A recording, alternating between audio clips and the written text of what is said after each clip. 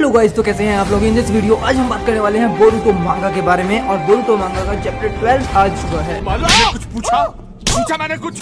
And इसमें बस 1 page spoiler आया है। 1 पेज स्पॉइलर हमेशा आता है जिस पे मैं वीडियो बनाता हूँ, और आज भी 1 पेज स्पॉइलर आ चुका है। और जैसा कि हमने पिछली बार देखा था, हिमावारी बुरी तरह से पिट रही थी, सारडा हिदारी से लगभग हार चुकी थी। तभी वहाँ पर आता है Boruto, and Boruto Himawari and Sarda दोनों को एक साथ बचाता है। और यही जो मोमेंट है वो बहुत ही खास है इस बार के चैप्टर में, जो हमने इस बार देखा। I mean, जो देखना बाकी है।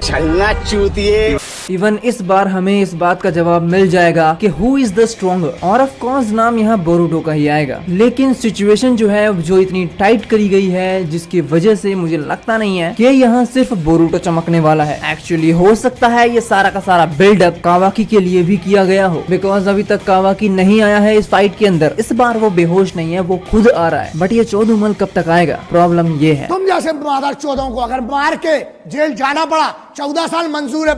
1 पेज मांगा के अंदर बस इतना ही है कि बोरुतो एंड हिदारी फाइट कर रहे हैं एक दूसरे से, जहां पर हिदारी अपने हाथों से ब्लेड बनाकर बोरुतो पे अटैक करता है, एंड बोरुतो उस अटैक को अपने स्वॉर्ड से डॉच करता है। देन वो उसके बाद बोरुतो अपने हाथों से एयर बॉम्ब यूज करता है, जिसमें हिदारी को वो एयर बॉम्ब भी लगता है। एंड ये चीज बोरुतो ने पहले भी यूज की है, जब वो अपने सुसाइड के लिए मान गया था। उसने नारुतो को भी एयर बॉम्ब मारा था और सुसाइड कर लिया था कावाकी के हाथों। बट दिस एयर बॉम्ब हिदारी के लिए कुछ खास नहीं है। अगर यहाँ हम बोरुतो की बात करें तो यहाँ एलिजिबल बंदा वही है। अगर बोरुतो यहाँ पर हारता है जुरा एंड हिदारी से, तो कोनोहा का डिस्ट्रक्शन होना पक्का है। और ये चीज मैं 2 लोगों को हटा के बात कर रहा हूँ, ईडा एंड डायमंड। इवन मुझे ये समझ में नहीं आया कि ईडा एंड डायमंड कब उतरने वाले हैं मैदान में, शायद चैप्टर नंबर 15 या 16 में। खाओ माँ कसम।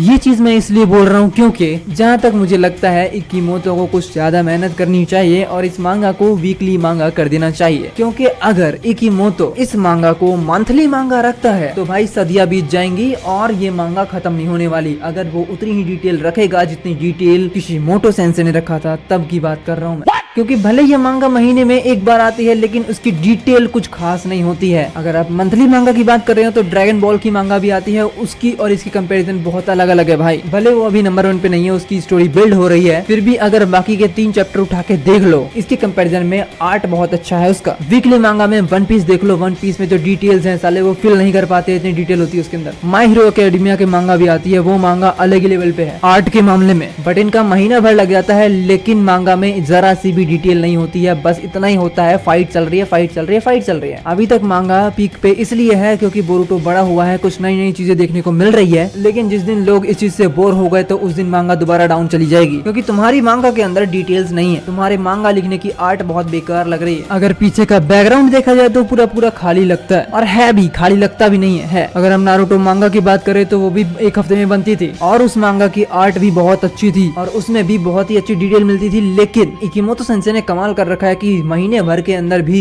वो डिटेल नहीं दे पाते जो किशिमोटो सेंसे दिया करते थे। ये मांगा सिर्फ और सिर्फ अपने स्टोरी के बेस पे चल रही है। जिस दिन लोग बोर हुए उस दिन मांगा की वाट लग जाएगी। दैट्स व्हाई ये बंदा हो सकता है महीने में 1 बार लाता हो। ये क्या तमाशा लगा रखा है तूने? ये तस्वीरें दिखाकर क्या साबित करना चाहता है तू? क्या साबित करना चाहता है?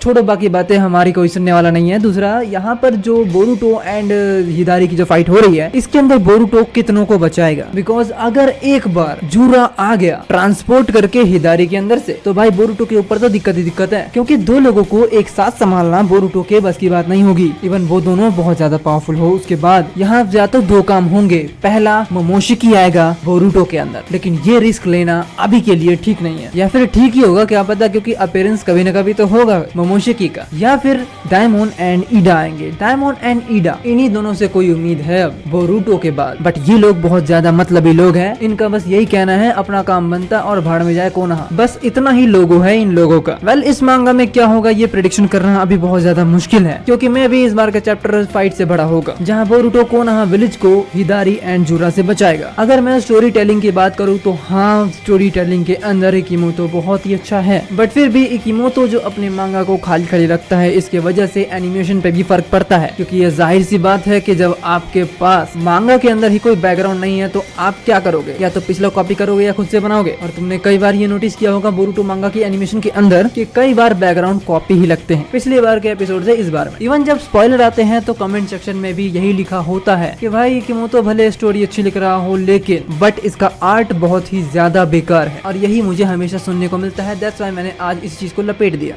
बाकी फुल स्पॉइलर आता है तो क्या होता है वो तो हमें बाद में पता लगेगा। बाकी आज के लिए बस इतना ही गाइस, मिलते हैं नेक्स्ट वीडियो में। चैनल को सब्सक्राइब करो, बेल आइकन जरूर दबा देना। Thank you for watching guys, मिलते हैं नेक्स्ट वीडियो में।